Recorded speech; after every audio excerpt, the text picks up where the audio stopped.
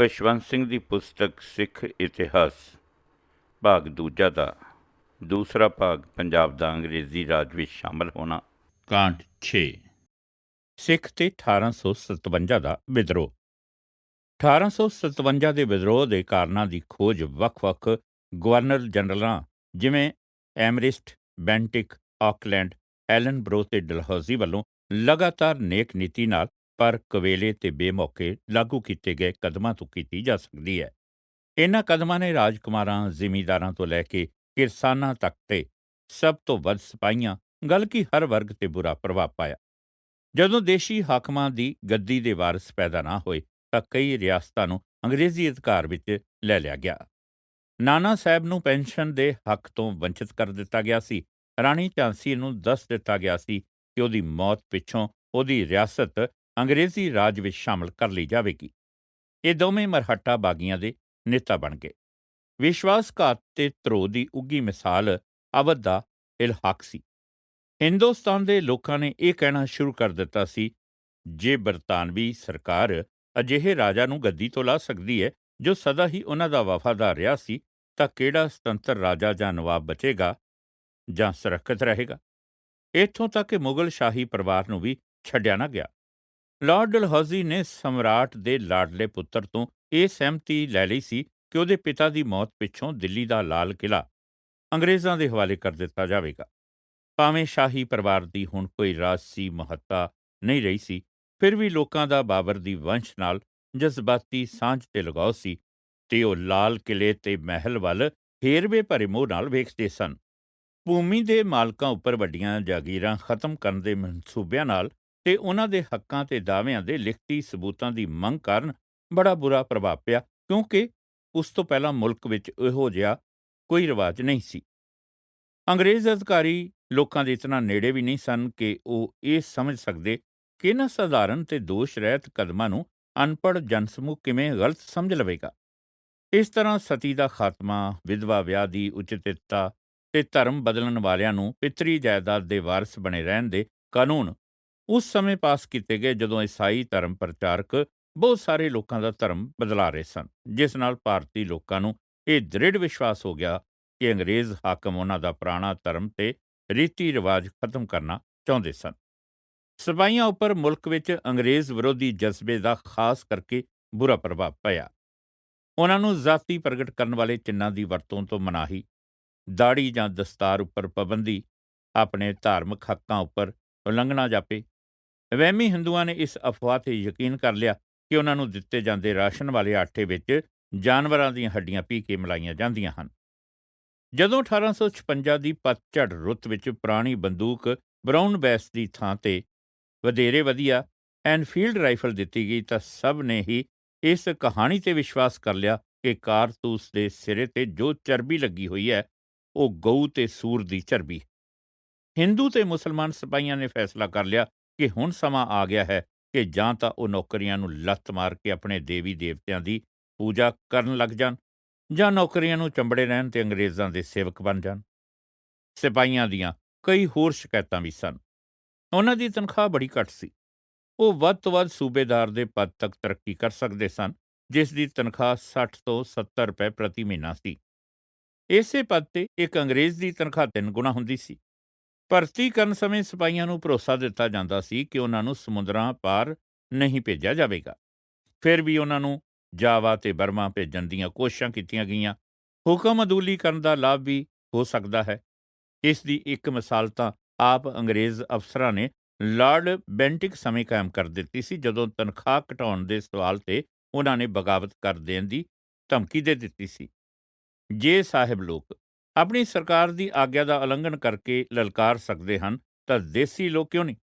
ਭਾਰਤ ਦੇ ਸਭ ਵਰਗ ਹੀ, ਜਿਵੇਂ ਰਾਜਕੁਮਾਰ, ਵਪਾਰੀ, ਬੁੱਧੀਜੀਵੀ, ਕਿਸਾਨ, ਕਿਰਤੀ, ਜੋ ਕਦੇ ਵੀ ਗੋਰਿਆਂ ਦੇ ਸੰਪਰਕ ਵਿੱਚ ਆਏ ਸਨ, ਉਹਨਾਂ ਦਾ ਅਪਮਾਨ ਕੀਤਾ ਗਿਆ। ਅੰਗਰੇਜ਼ ਦੇਸ਼ ਵਿੱਚ ਪੈਦਾ ਹੋਏ ਐਂਗਲੋ ਇੰਡੀਅਨ ਤੇ ਅੱਧੇ ਭਾਰਤੀ ਅੱਧੇ ਯੂਰੇਸ਼ੀਆਈ ਭਾਵ ਦੋਗਲੇ ਲੋਕ ਭਾਰਤੀਆਂ ਲਈ ਸੂਅਰ ਤੇ ਕਾਲੇ ਹਬਸ਼ੀ ਸ਼ਬਦਾਂ ਦੀ ਆਮ ਹੀ ਵਰਤੋਂ ਕਰਦੇ ਸਨ। ਅਵਧ ਦੇ ਸ਼ਹਿਜ਼ਾਦਾ ਬਰਜਿਸ ਕਾਦਰ ਦੇ ਐਲਾਨ ਨੇ ਉਹਨਾਂ ਦੀਆਂ ਸ਼ਿਕਾਇਤਾਂ ਦਾ ਸੰਖੇਪ ਵੇਰਵਾ ਦੇ ਦਿੱਤਾ ਸੀ। ਸਭ ਹਿੰਦੂ ਤੇ ਮੁਸਲਮਾਨ ਇਸ ਤੱਥ ਤੋਂ ਜਾਣੂ ਹਨ ਕਿ ਹਰ ਆਦਮੀ ਨੂੰ 4 ਚੀਜ਼ਾਂ ਪਿਆਰੀਆਂ ਹੁੰਦੀਆਂ ਹਨ। ਪਹਿਲਾ ਧਰਮ, ਦੂਜਾ ਇੱਜ਼ਤ, ਤੀਸਰਾ ਜੀਵਨ ਤੇ ਚੌਥੀ ਜਾਇਦਾਦ। ਇਹ ਸਭ ਚੀਜ਼ਾਂ ਦੇਸੀ ਸਰਕਾਰ ਅਧੀਨ ਮਹਿਫੂਜ਼ ਹਨ। ਅੰਗਰੇਜ਼ ਇਹਨਾਂ ਸਾਰੀਆਂ 4 ਵਸਤਾਂ ਦੇ ਵੈਰੀ ਬਣ ਗਏ ਹਨ। 1856 ਦੀ ਪਤਝੜ ਰੁੱਤ ਮਗਰੋਂ ਮੁਲਕ ਦੇ ਵੱਖ-ਵੱਖ ਭਾਗਾਂ ਵਿੱਚ ਟਾਵੀਆਂ ਹਿੰਸਕ ਘਟਨਾਵਾਂ ਸ਼ੁਰੂ ਹੋ ਗਈਆਂ ਸਨ ਤੇ ਅਗਲੇ ਸਿਆਲ ਤੇ ਬਸੰਤ ਰੁੱਤ ਵਿੱਚ ਵੀ ਜਾਰੀ ਰਹੀਆਂ ਸਨ। ਪਰ ਜਦੋਂ 10 ਮਈ 1857 ਨੂੰ ਮੇਰਠ ਵਿੱਚ ਸਿਪਾਹੀਆਂ ਨੇ ਆਪਣੇ ਗੋਰੇ ਅਫਸਰਾਂ ਨੂੰ ਕਤਲ ਕਰ ਦਿੱਤਾ ਤੇ ਉਹ ਬਾਦਸ਼ਾਹ ਨੂੰ ਹਿੰਦੁਸਤਾਨ ਦਾ ਸਮਰਾਟ ਐਲਾਨ ਕਰਨ ਲਈ ਦਿੱਲੀ ਵੱਲ ਤੁਰ ਪਏ, ਤਾਂ ਵਿਦਰੋਹ ਦੀ ਖਬਰ ਛੇਤੀ ਹੀ ਕੇਂਦਰੀ ਤੇ ਉੱਤਰੀ ਭਾਰਤ ਵਿੱਚ ਜੰਗਲ ਦੀ ਅੱਗ ਵਾਂਗ ਫੈਲ ਗਈ ਤੇ ਸਾਰਾ ਮੁਲਕ ਬੰਗਾਲ ਤੋਂ ਲੈ ਕੇ ਦਿੱਲੀ ਤੱਕ ਭਾਂਬੜਾਂ ਵਿੱਚ ਘਿਰ ਗਿਆ। ਸਿਪਾਹੀਆਂ ਨਾਲ ਯੂਰਪੀਅਨ ਲੋਕਾਂ ਦੀਆਂ ਛਾਉਣੀਆਂ, ਘਰਾਂ, ਗਿਰਜਿਆਂ ਤੇ ਸਰਕਾਰੀ ਥਾਵਾਂ ਜਿਵੇਂ ਡਾਕਖਾਨਿਆਂ ਤੇ ਤਾਰ ਘਰਾਂ ਉੱਪਰ ਹਮਲਾ ਕਰਨ ਲਈ ਆਮ ਨਾਗਰਿਕ ਵੀ ਸ਼ਾਮਲ ਹੋ ਗਏ। ਕੁਝ ਸਮੇਂ ਲਈ ਤਾਂ ਇਹ ਬਗਾਵਤ ਵਿਦੇਸ਼ੀ ਧਾੜਵੀ ਵਿਰੁੱਧ ਕੌਮੀ ਬਗਾਵਤ ਦਾ ਰੂਪ ਧਾਰ ਗਈ, ਪਰੰਤੂ ਛੇਤੀ ਹੀ ਸਪਸ਼ਟ ਹੋ ਗਿਆ ਕਿ ਹਿੰਦੂਆਂ ਤੇ ਮੁਸਲਮਾਨ ਬਾਗੀਆਂ ਵਿੱਚ ਨਿਸ਼ਾਨੇ ਤੇ ਮਨੋਰਥ ਦੀ ਸਮਾਨਤਾ ਨਹੀਂ ਸੀ। ਮੁਸਲਮਾਨ ਮੁਸਲਮਾਨੀ ਰਾਜ ਦੀ ਪੁਨਰ ਸਥਾਪਨਾ ਦੇ ਇੱਛੁਕ ਸਨ ਤੇ ਹਿੰਦੂ ਮਰਹਟਿਆਂ ਦੀ ਹਕੂਮਤ ਚਾਹੁੰਦੇ ਸਨ। ਦੋਵੇਂ ਫਿਰਕੇ ਸਿਰਫ ਇੱਕ ਕਾਰਨ ਕਰਕੇ ਇਕੱਠੇ ਸਨ ਕਿ ਉਹ ਸਾਂਝੇ ਵੈਰੀ ਵਿਰੁੱਧ ਲੜ ਰਹੇ ਸਨ। ਵਿਦਰੋਹ ਦੇ ਆਰੰਭ ਵੇਲੇ ਪੰਜਾਬ।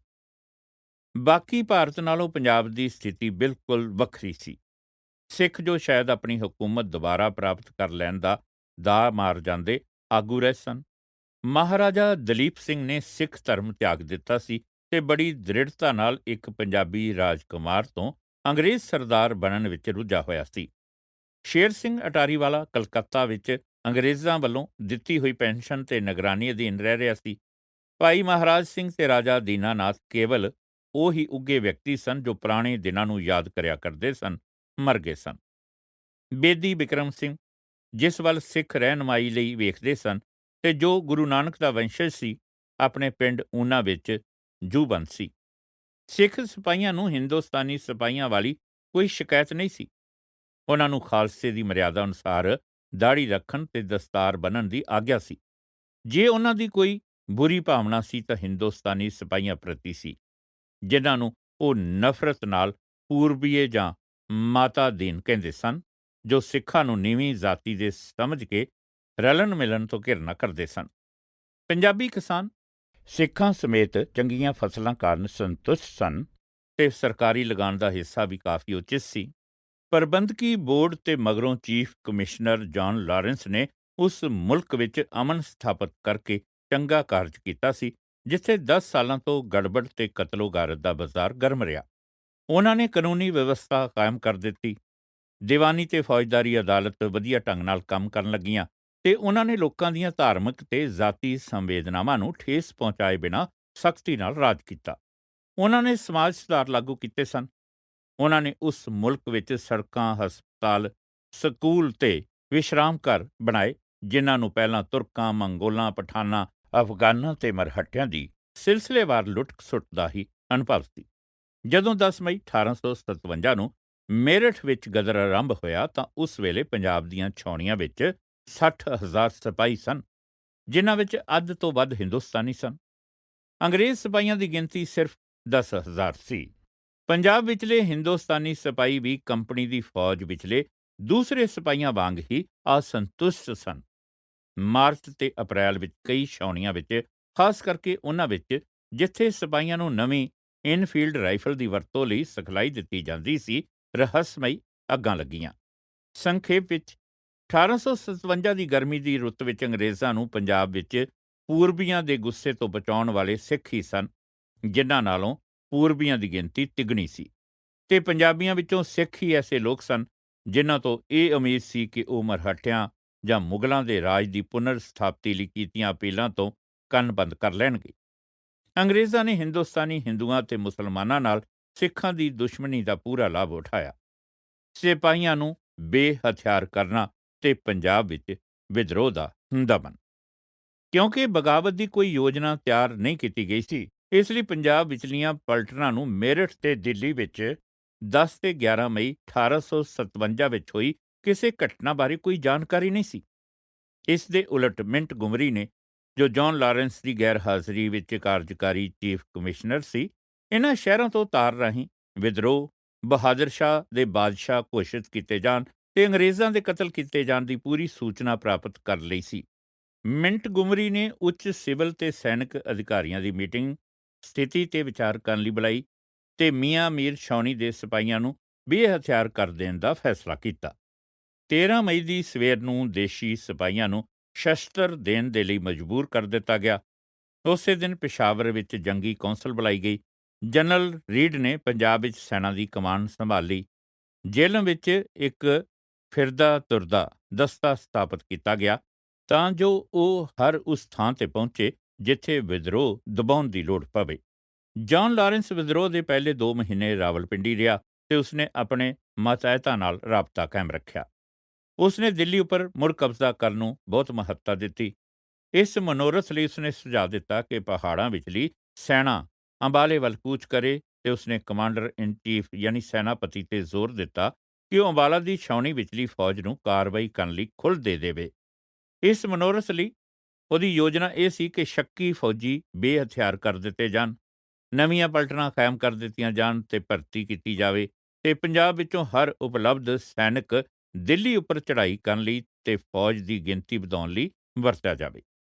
ਜਦੋਂ ਲਾਰੈਂਸ ਦੇ ਦਿਮਾਗ ਵਿੱਚ ਇਹ ਤਜਵੀਜ਼ਾਂ ਚੱਕਰ ਲਾ ਰਹੀਆਂ ਸਨ ਤਾਂ ਪੰਜਾਬ ਵਿੱਚੋਂ ਫਿਰੋਜ਼ਪੁਰ ਤੋਂ ਪਹਿਲੇ ਵਿਦਰੋਹ ਦੀਆਂ ਖਬਰਾਂ ਆ ਗਈਆਂ।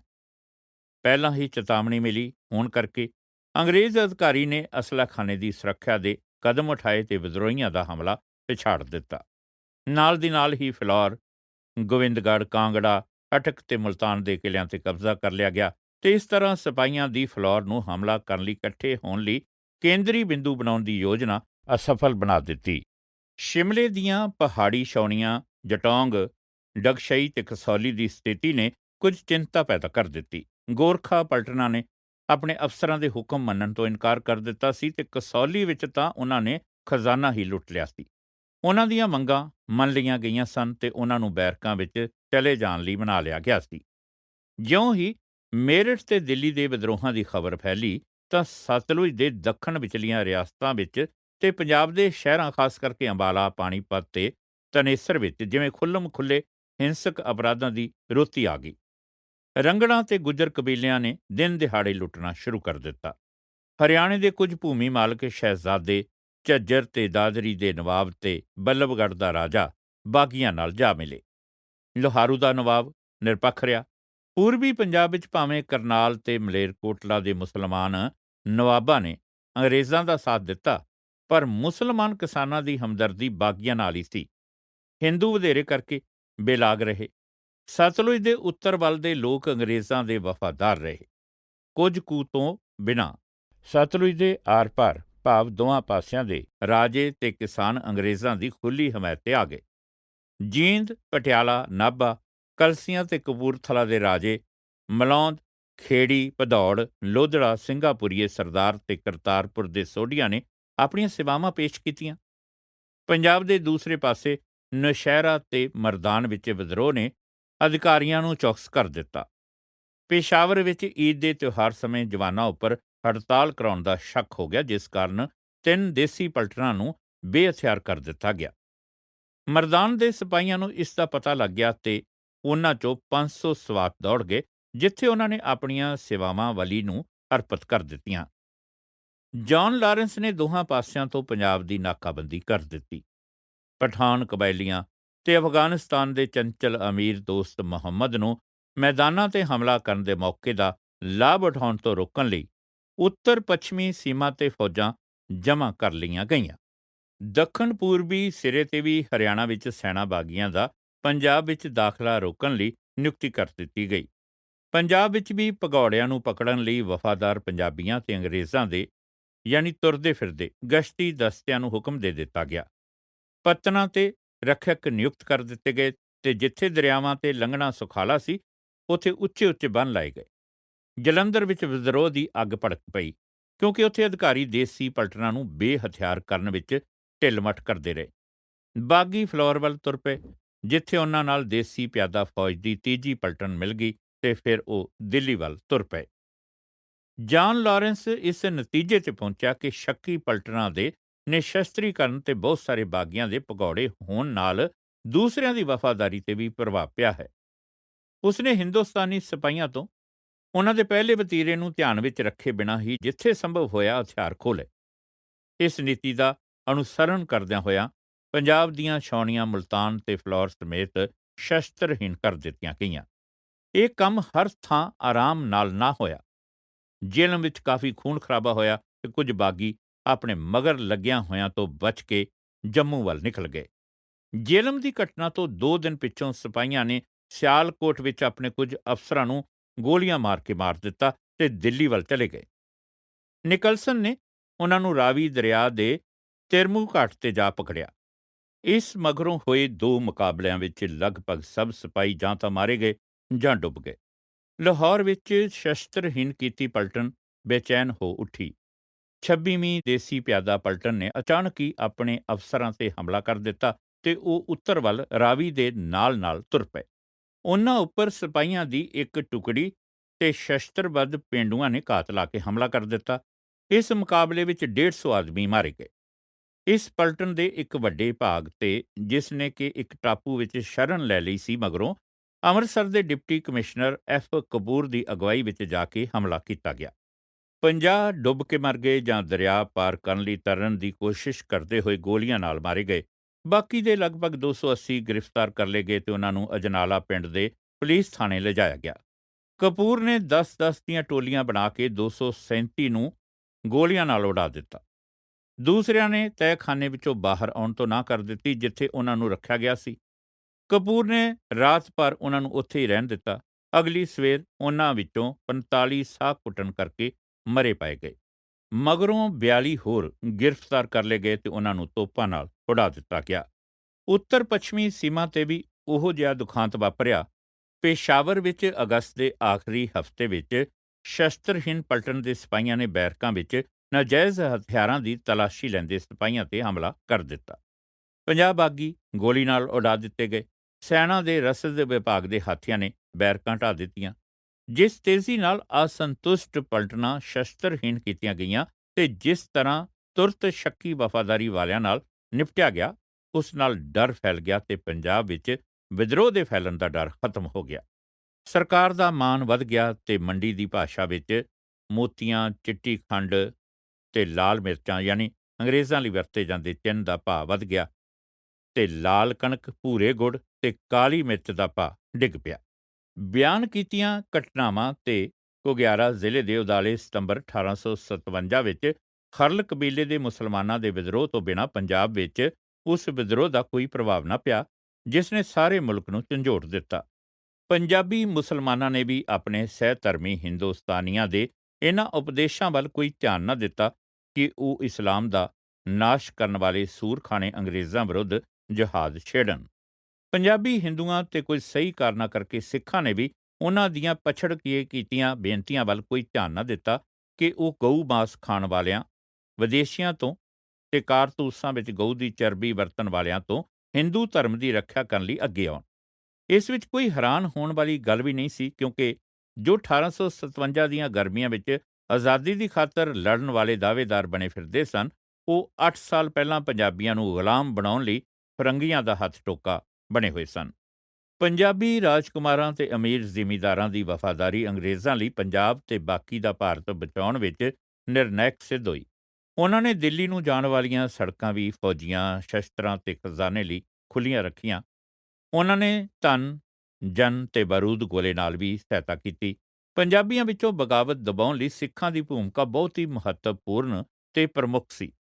ਪੰਜਾਬੀ ਸੈਨਿਕਾਂ ਨੇ ਅੰਗਰੇਜ਼ਾਂ ਦੇ ਟਿਕਾਣੇ ਤੇ ਪਰਿਵਾਰਾਂ ਦੀ ਰੱਖਿਆ ਇਲਾਹਾਬਾਦ, ਬਨਾਰਸ, ਲਖਨਊ, ਕਾਨਪੁਰ, ਹਰਾ ਤੇ ਵਿਦਰੋਹ ਦੇ ਦੂਸਰੇ ਕੇਂਦਰਾਂ ਵਿੱਚ ਕੀਤੀ।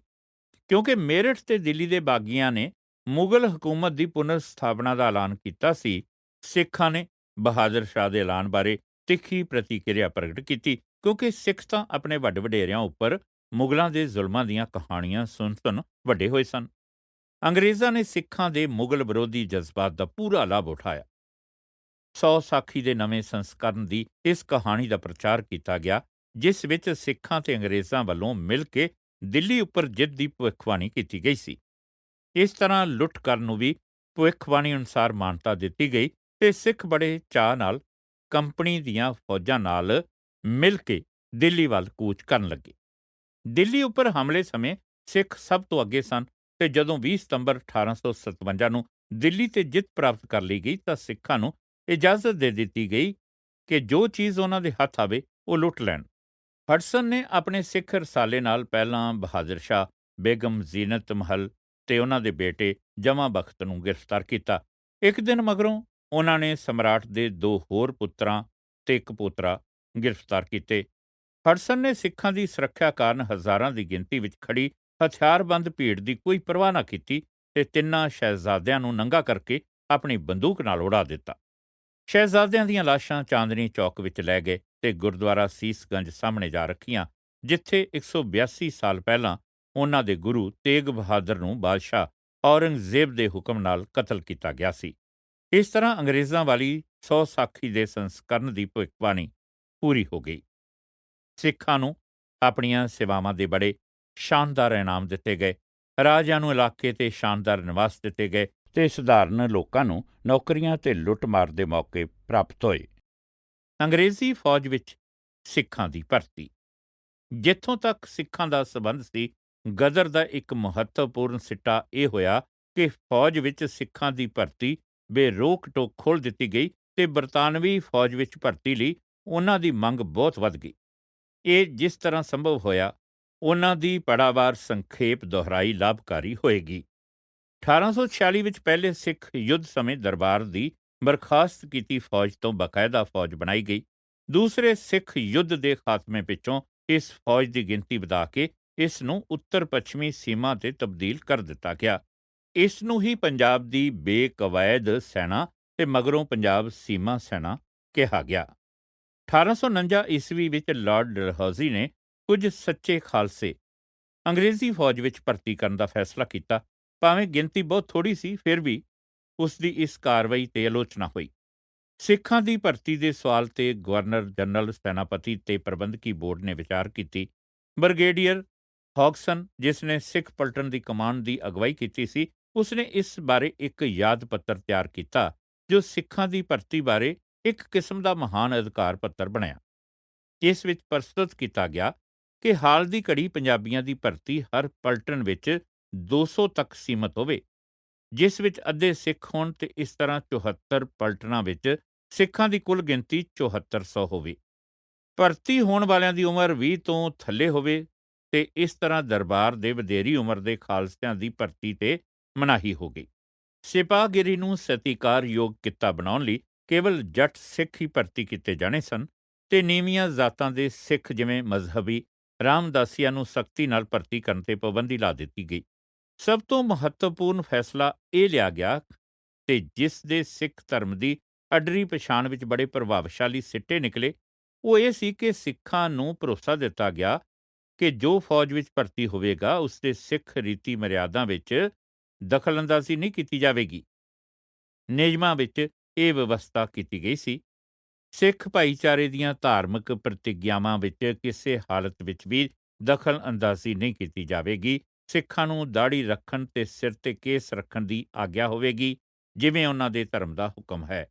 ਇਹਨਾਂ ਉੱਪਰ ਕਿਸੇ ਕਿਸਮ ਦਾ ਹਮਲਾ ਉਹਨਾਂ ਦੇ ਧਰਮ ਨੂੰ ਬਦਲਣ ਦੀ ਨੀਤ ਸਮਝਿਆ ਜਾਵੇਗਾ, ਜਿਸ ਦੇ ਗੰਭੀਰ ਸਿੱਟੇ ਨਿਕਲਣਗੇ ਤੇ ਜਿਸ ਦੇ ਕਾਰਨ ਕੁਦਰਤੀ ਹੀ ਚਿੰਤਾ ਤੇ ਅਵਿਸ਼ਵਾਸ ਪੈਦਾ ਹੋਵੇਗਾ। ਜਿਨ੍ਹਾਂ ਨੇ ਬਾਹਰਲੇ ਚਿੰਨ੍ਹ ਹੀ ਅਪਣਾਏ ਹੋਣਗੇ, ਬਰਤਾਨਵੀ ਫੌਜ ਵਿੱਚ ਭਰਤੀ ਹੋਣ ਪਿੱਛੋਂ ਉਹਨਾਂ ਨੂੰ ਵੀ ਇਹਨਾਂ ਨੂੰ ਤਿਆਗ ਦੇਣ ਦੀ ਆਗਿਆ ਨਹੀਂ ਹੋਵੇਗੀ। ਮਜ਼ਹਬੀਆਂ ਵਿਰੁੱਧ ਭੇਦਭਾਵ ਅਨਿਆਂਪੂਰਨ ਸਮਝਿਆ ਗਿਆ, ਕਿਉਂਕਿ ਉਹ ਜੱਟਾਂ ਵਰਗੇ ਹੀ ਚੰਗੇ ਲੜਾਕੇ ਸਨ। ਇਸ ਪਾਸੇ ਸ਼ੁਰੂਆਤ ਉਸ ਸਮੇਂ ਕੀਤੀ ਗਈ ਜਦੋਂ ਉਹਨਾਂ ਨੂੰ ਵੈਰੀ ਪਠਾਨ ਕਬਾਇਲੀਆਂ ਨਾਲ ਭਰੇ ਪਹਾੜਾਂ ਵਿੱਚ ਸੜਕਾਂ ਬਣਾਉਣ ਲਈ ਮਜ਼ਦੂਰਾਂ ਵਜੋਂ ਭਰਤੀ ਕੀਤਾ ਗਿਆ। ਉਹਨਾਂ ਨੇ ਬਾਰੀ ਦੁਆਬ ਨਹਿਰ ਦੀ ਖੁਦਾਈ ਵੀ ਕੀਤੀ। ਮਜ਼ਹਬੀਆਂ ਨੂੰ ਮਿੱਟੀ ਵਿੱਚ ਕੰਮ ਕਰਨ ਵਾਲੇ ਸਮਝ ਕੇ ਨਾ ਹਥਿਆਰ ਤੇ ਨਾ ਹੀ ਵਰਦੀ ਦਿੱਤੀ ਜਾਂਦੀ ਸੀ। ਉਹਨਾਂ ਦੀ ਬਕਾਇਦਾ ਸਿਪਾਹੀਗਿਰੀ ਦੀ ਪਦ ਉੱਨਤੀ ਤਾਂ ਗਦਰ ਸਮੇਂ ਹੋਈ। ਸਿੱਖ ਸਿਪਾਹੀਆਂ ਨੇ ਆਪਣੀ ਸੂਰਬੀਰਤਾ ਦੇ ਗੁਣਾਂ ਤੇ ਵਫਾਦਾਰੀ ਦਾ ਸਬੂਤ 1852 ਵਿੱਚ ਐਂਗਲੋ ਬਰਮੀ ਯੁੱਧ ਵਿੱਚ ਤੇ 2 ਸਾਲ ਮਗਰੋਂ ਉੱਤਰ ਪੱਛਮੀ ਸੀਮਾ ਤੇ ਮੁਹੰਮਦ ਕਬਾਇਲੀਆਂ ਵਿਰੁੱਧ ਲੜਾਈ ਵਿੱਚ ਦਿੱਤਾ। ਇਸ ਦੇ ਫਲਸਰੂਪ ਜਦੋਂ ਬਗਾਵਤ ਹੋਈ ਤਾਂ ਅੰਗਰੇਜ਼ ਅਧਿਕਾਰੀਆਂ ਨੂੰ ਭਰੋਸਾ ਸੀ ਕਿ ਸਿੱਖ ਵਿਦਰੋਹੀਆਂ ਨਾਲ ਮਿਲ ਨਹੀਂ ਜਾਣਗੇ ਤੇ ਇਸ ਲਈ ਉਹਨਾਂ ਦੀ ਬਰਖਾਸਤ ਕੀਤੇ ਗਏ ਪੂਰਬੀਆਂ ਦੀ ਥਾਂ ਤੇ ਚੋਣ ਕੀਤੀ ਗਈ। ਉਸ ਸਮੇਂ ਮਜ਼ਹਬੀਆਂ ਨੂੰ ਮਜ਼ਦੂਰਾਂ ਦੀ ਮੰਡਲੀ ਤੋਂ ਪਾਇਨੀਅਰਾਂ ਦੇ ਦਲ ਵਜੋਂ ਭਰਤੀ ਕਰਕੇ ਪਦ ਉੱਨਤੀ ਕੀਤੀ ਗਈ। ਮਈ 1857 ਦੇ ਸ਼ੁਰੂ ਵਿੱਚ ਹਡਸਨ ਨੇ ਸੈਨਾ ਦੇ ਗੁਪਤਚਰ ਵਿਭਾਗ ਨਾਲ ਕੰਮ ਕਰਨ ਲਈ ਤੇ ਕਰਨਾਲ ਤੋਂ ਮੇਰਠ ਤੱਕ ਸੜਕ ਚੱਲਦੀ ਰੱਖਣ ਲਈ ਘੋੜਸਵਾਰਾਂ ਤੇ ਪਿਆਦਾ ਦਲ ਭਰਤੀ ਕੀਤਾ। ਹਡਸਨ ਨੇ ਪਹਿਲੇ 100 ਸਿੱਖ ਜੀਂਦ ਦੇ ਰਾਜੇ ਤੋਂ ਉਧਾਰੇ ਲਏ। ਫਿਰ ਉਸਨੇ ਦਰਬਾਰ ਦੀ ਫੌਜ ਦੇ ਪੁਰਾਣੇ ਬਰਖਾਸਤ ਘੋੜਚੜਿਆਂ ਚੋਂ 3 ਰਸਾਲੇ ਭਰਤੀ ਕੀਤੇ। ਇਹ ਉਹ ਪ੍ਰਸਿੱਧ ਹਡਸਨ ਰਸਾਲੇ ਦਾ ਮੁੱਢ ਸੀ। ਦੂਸਰੇ ਅੰਗਰੇਜ਼ ਅਫਸਰਾਂ ਨੇ ਆਪਣੇ ਬੇਕਵੈਤ ਦਲ ਵੀ ਭਰਤੀ ਕੀਤੇ। ਸਿੱਖ ਦਲਾਂ ਦੇ ਨਾਮ ਨਾਲ ਫਿਰ ਬਰਿਸਿਆਰ, ਰੌਥਨੇ ਤੇ ਰਤੜੇ ਦੇ ਨਾਮ ਜੁੜ ਗਏ। ਘਟਨਾਵਾਂ ਦੀ ਦਿਸ਼ਾ ਦਾ ਨਿਰੀਖਣ ਕਰਨ ਉਪਰੰਤ ਤੇ ਮਹਾਰਾਜਾ ਪਟਿਆਲਾ, ਜੀਂਦ ਤੇ ਨਾਭਾ ਨਾਲ ਸਲਾਹ ਕਰਕੇ ਅੰਗਰੇਜ਼ ਅਧਿਕਾਰੀਆਂ ਨੇ ਫੈਸਲਾ ਕੀਤਾ ਕਿ ਕਿਸੇ ਖਾਸ ਜਾਤੀ ਤੇ ਭਰੋਸਾ ਰੱਖਣ ਦੀ ਥਾਂ ਸਾਡੀਆਂ ਦੇਸੀ ਫੌਜਾਂ ਵਿੱਚ ਜਿੱਥੋਂ ਤੱਕ ਸੰਭਵ ਹੋਵੇ ਜਾਤੀਆਂ ਨੂੰ ਇਕੱਠੀਆਂ ਮਿਲਾ ਕੇ ਰੱਖਿਆ ਜਾਵੇ। ਪਰੰਤੂ ਸਿੱਖਾਂ ਦੀ ਉਹਨਾਂ ਦੇ ਬਗਾਵਤ ਨੂੰ ਦਬਾਉਣ ਲਈ ਪਾਏ ਯੋਗਦਾਨ ਕਾਰਨ ਵਿਸ਼ੇਸ਼ ਪ੍ਰਸ਼ੰਸਾ ਕੀਤੀ ਗਈ ਤੇ ਇਨਾਮ ਦਿੱਤੇ ਗਏ। 1858 ਵਿੱਚ ਭਾਰਤੀ ਸੈਨਾ ਦੇ ਪੁਨਰਗਠਨ ਦੇ ਵਿਸ਼ੇ ਦੀ ਸੰਭਾਵਨਾ ਦੀ ਪੜਤਾਲ ਕਰਨ ਲਈ ਜਨਰਲ ਪੀਲ ਅਧੀਨ ਇੱਕ ਕਮਿਸ਼ਨ ਨਿਯੁਕਤ ਕੀਤਾ ਗਿਆ। ਇਸ ਨੇ ਸਿਫਾਰਿਸ਼ ਕੀਤੀ ਕਿ ਦੇਸੀ ਤੇ ਅੰਗਰੇਜ਼ੀ ਸੈਨਿਕਾਂ ਦਾ ਅਨੁਪਾਤ 2:1 ਦਾ ਰੱਖਿਆ ਜਾਵੇ ਤੇ ਤੋਪਖਾਨੇ ਵਿੱਚ ਕੋਈ ਦੇਸੀ ਸਿਪਾਹੀ ਭਰਤੀ ਨਾ ਕੀਤਾ ਜਾਵੇ। ਇਹ ਸਿਫਾਰਸ਼ਾਂ ਪ੍ਰਵਾਨ ਕਰ ਲਈਆਂ ਗਈਆਂ ਤੇ ਤੁਰੰਤ ਹੀ ਇਹਨਾਂ ਤੇ ਅਮਲ ਸ਼ੁਰੂ ਹੋ ਗਿਆ। 2 ਸਾਲਾਂ ਦੇ ਅੰਦਰ ਹੀ ਦੇਸੀ ਫੌਜਾਂ ਦੀ ਗਿਣਤੀ 1,40,500 ਹੋ ਗਈ ਤੇ ਯੂਰਪੀਨਾਂ ਦੀ ਗਿਣਤੀ 75,300 ਕਰ ਦਿੱਤੀ ਗਈ ਤੇ 1869 ਤੱਕ ਇਹ ਗਿਣਤੀ 62,000 ਯੂਰਪੀਨਾਂ ਦੇ ਮੁਕਾਬਲੇ 1,22,000 ਕਰ ਦਿੱਤੀ ਗਈ। ਫੌਜ ਦੀ ਬਣਤਰ ਵਿੱਚ ਨਸਲੀ ਤਬਦੀਲੀ ਨੂੰ ਸੈਨਾਪਤੀ ਲਾਰਡ ਰਾਬਰਟ 1885 ਤੋਂ 93 ਨੇ ਸਥਾਈ ਸਰੂਪ ਦਿੱਤਾ। ਸਿੱਖ, ਗੋਰਖ, ਡੋਗਰੇ, ਰਾਜਦੂਤ ਤੇ ਪੰਜਾਬੀ ਮੁਸਲਮਾਨਾਂ ਨੂੰ ਜੰਗਜੂ ਮੰਨ ਲਿਆ। ਜਦੋਂ ਪੂਰਬੀਆਂ ਸਮੇਤ ਜਿਨ੍ਹਾਂ ਨੇ ਅੰਗਰੇਜ਼ਾਂ ਲਈ ਅਨੇਕਾਂ ਲੜਾਈਆਂ ਜਿੱਤੀਆਂ ਸਨ, ਉਹਨਾਂ ਨੂੰ ਗੈਰ ਲੜਾਕੂ ਤੇ ਫੌਜੀ ਨੌਕਰੀ ਦੇ ਅਯੋਗ ਸਮਝਿਆ ਗਿਆ। ਜੰਗਜੂ ਜ਼ਾਤੀਆਂ ਵਿੱਚ ਸਿੱਖ ਤੇ ਗੋਰਖੇ ਅੰਗਰੇਜ਼ ਅਫਸਰਾਂ ਦੇ ਚਹੇਤੇ ਸਨ। ਭਾਰਤ ਅਤੇ ਪੰਜਾਬ ਵਿੱਚ ਪ੍ਰਬੰਧਕੀ ਤਬਦੀਲੀਆਂ। ਵਿਦਰੋਹ ਪਿੱਛੋਂ ਕੋਰਟ ਆਫ ਡਾਇਰੈਕਟਰਜ਼ ਨੇ ਈਸਟ ਇੰਡੀਆ ਕੰਪਨੀ ਸਮਾਪਤ ਕਰ ਦਿੱਤੀ ਤੇ ਇਸ ਦਾ ਅਧਿਕਾਰ ਪਾਰਲੀਮੈਂਟ ਨੂੰ ਸੌਂਪ ਦਿੱਤਾ। ਪਾਰਲੀਮੈਂਟ ਨੇ ਸਕੱਤਰ ਦੀ ਨਿਯੁਕਤੀ ਕੀਤੀ ਤੇ ਉਸ ਨੂੰ ਤੇ ਗਵਰਨਰ ਜਨਰਲ ਨੂੰ ਭਾਰਤ ਦਾ ਰਾਜ ਪ੍ਰਬੰਧ ਚਲਾਉਣ ਦੀ ਜ਼ਿੰਮੇਵਾਰੀ ਸੌਂਪ ਦਿੱਤੀ। ਜਿੱਥੋਂ ਤੱਕ ਪੰਜਾਬ ਦਾ ਸਬੰਧ ਹੈ, ਸਭ ਤੋਂ ਮਹੱਤਵਪੂਰਨ ਪ੍ਰਬੰਧਕੀ ਤਬਦੀਲੀ ਹਰਿਆਣਾ ਤੇ ਦਿੱਲੀ ਨੂੰ ਪੰਜਾਬ ਨਾਲ ਜੋੜਨ ਦੀ ਕੀਤੀ ਗਈ। ਨਵੇਂ ਜ਼ਿਲ੍ਹਿਆਂ ਵਿੱਚ ਉਹ ਲੋਕ ਰਹਿੰਦੇ ਸਨ ਜੋ ਨਾ ਪੰਜਾਬੀ ਬੋਲਦੇ ਸਨ ਤੇ ਨਾ ਹੀ ਉਹ ਪੰਜਾਬੀਆਂ ਵਰਗੇ ਉਦਮੀ ਤੇ ਸਾਹਸੀ ਸਨ। ਉਹਨਾਂ ਦੀ ਜੀਵਨ ਸ਼ੈਲੀ ਤੇ ਕਦਰਾਂ ਕੀਮਤਾਂ ਪੰਜਾਬੀਆਂ ਨਾਲੋਂ ਇਤਨੀਆਂ ਹੀ ਭਿੰਨ ਸਨ ਜਿਤਨੀ ਉਹਨਾਂ ਦੀ ਆਰਥਿਕ ਹਾਲਤ। ਬਹੁਤ ਸਾਰਾ ਹਰਿਆਣਾ ਇੱਕ ਮਾਰੂਥਲ ਸੀ ਤੇ ਦੁੱਖ ਦੀ ਗੱਲ ਇਹ ਸੀ ਕਿ ਉੱਥੇ ਖਾਦ ਪਦਾਰਥਾਂ ਦੀ ਵੀ ਘਾਟ ਸੀ। ਦਿੱਲੀ ਇੱਕ ਵਪਾਰਕ ਸ਼ਹਿਰ ਸੀ ਜਿਸ ਦੀ ਪੇਂਡੂ ਤੇ ਚਰਾਗਾਹਾਂ ਵਾਲੇ ਪੰਜਾਬ ਨਾਲ ਬੜੀ ਘੱਟ ਸਾਂਝ ਸਮਾਨਤਾ ਸੀ। ਇਸ ਅਣਜੋੜ ਨੇ ਮਗਰੋਂ ਆਉਣ ਵਾਲੀਆਂ ਸਰਕਾਰਾਂ ਲਈ ਕਈ ਮੁਸ਼ਕਲਾਂ ਪੈਦਾ ਕਰ ਦਿੱਤੀਆਂ। ਪੰਜਾਬ ਦੇ ਪ੍ਰਬੰਧਕੀ ਮੁਖੀ ਦਾ ਦਰਜਾ ਚੀਫ ਕਮਿਸ਼ਨਰ ਤੋਂ ਵਧਾ ਕੇ ਲੈਫਟੀਨੈਂਟ ਗਵਰਨਰ ਦਾ ਕਰ ਦਿੱਤਾ ਗਿਆ। ਜੌਨ ਲਾਰੈਂਸ ਨੇ ਇਹ ਪਦਵੀ 1 ਮਹੀਨੇ ਲਈ ਸੰਭਾਲੀ। ਉਸ ਦਾ ਉੱਤਰਾਧਿਕਾਰੀ ਰਾਬਰਟ ਮਿੰਟਗੋਮਰੀ ਬਣਿਆ। 1861 ਦੇ ਭਾਰਤੀ ਕੌਂਸਲ ਦੇ ਕਾਨੂੰਨ ਅਨੁਸਾਰ ਗਵਰਨਰ ਜਨਰਲ ਦੀ ਕੌਂਸਲ ਵਿੱਚ ਭਾਰਤੀ ਮੈਂਬਰਾਂ ਦੀ ਗਿਣਤੀ ਵਧਾ ਦਿੱਤੀ ਗਈ। ਮਹਾਰਾਜਾ ਪਟਿਆਲਾ ਨੂੰ ਇਸ ਕੌਂਸਲ ਵਿੱਚ ਨਾਮਜ਼ਦ ਕਰਕੇ ਸਿੱਖਾਂ ਵੱਲੋਂ ਵਿਦਰੋਹ ਸਮੇਂ ਨਿਭਾਈ ਗਈ ਭੂਮਿਕਾ ਪ੍ਰਤੀ ਕਿਰਤੱਗਤਾ ਪ੍ਰਗਟ ਕੀਤੀ ਗਈ। ਬਾਕੀ ਅਗਲੇ ਹਿੱਸੇ ਵਿੱਚ।